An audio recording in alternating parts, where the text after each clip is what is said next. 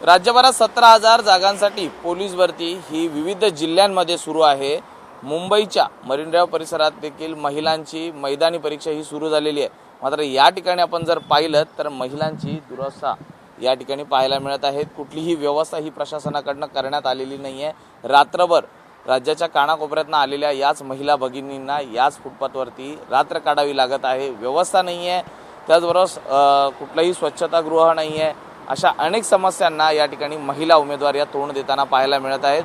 8,000 ज्या महिला आहेत तर दर दिवसाला या ठिकाणी मैदानी परीक्षेसाठी येणार असल्याची माहिती मिळते आणि त्या अनुषंगाने या ठिकाणी आपण जर पाहिलं तर ह्या अत्यंत लांबून आलेल्या महिला यांना रात्र याच फुटपाथवर काढावी लागल्याचं पाहायला मिळतं। आपण जाणून घेऊया नेमक्या त्यांच्या काय प्रतिक्रिया आहेत। ताई, आपण नेमक्या कुठून आलेल्या आहात? नाशिक। आणि कधी आलेला आहात मुंबईत? काल रात्र याच ठिकाणी काढलीत? काय व्यवस्था वगैरे प्रशासनाकडनं जी दिली होती त्या संदर्भात कुठे पाहिलं का?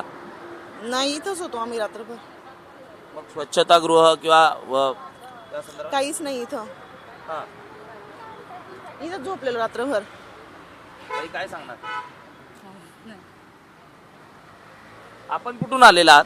बारामती। हां? बारामती। आणि कधी आलेला आहात? या ठिकाणी काही व्यवस्था वगैरे आहे की नाही आहे? काहीच नाही, हां? काहीच नाही। बुलढाणा। हां? बुलढाणा। बुलढाण्यातून आलेला आहात? कधी आलेला आहात या ठिकाणी? परवा दिवशी।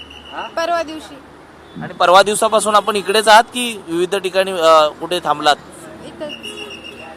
तर आपण पाहतोय की बोलायलाही खरं तर लाज वाटेल अशी गोष्ट या ठिकाणी घडताना पाहायला मिळते। राज्याच्या कानाकोपऱ्यातनं या महिला भगिनी या ठिकाणी आलेल्या आहेत। कोण बुलढाण्यातनं आलंय, कोण पुण्यातनं आलंय, कोण नाशिकमधनं आलेलं आहे। पण 2-2, 3-3 दिवस या ठिकाणी येऊन ते वास्तव्याला राहत असल्याचं पाहायला मिळत आहे। व्यवस्था ही कुठली नाही आहे। नेमकं याबाबत आता तरी प्रशासन दखल घेणार का हे पाहणं महत्त्वाचं आहे। ताई, काय सांगशील ज्या पद्धतीने प्रशासनाकडनं या सगळ्या गोष्टींकडे कानाडोळा केला जातोय त्याकडे? त्यांनी पोलीस भरती करणाऱ्या आलेल्या विद्यार्थ्यांसाठी सोय करणे हे गरजेचं होतं। जर सर्व आलेल्या मुली काही मुलींचं ग्राउंड 8 वाजता, काही मुलींचं 9 वाजता, काहींचं पहाटे 5 वाजता, त्यामुळे त्यांची हाल अपेक्षा जास्त प्रमाणात होत आहे। तर प्रशासनाने यांच्या संदर्भात विचार करायला पाहिजे होता। बाथरूम वगैरे ठेवायला पाहिजे होते असं वाटतं। झोपण्यासाठी व्यवस्था पाहिजे होती, तसं काही नाही ते।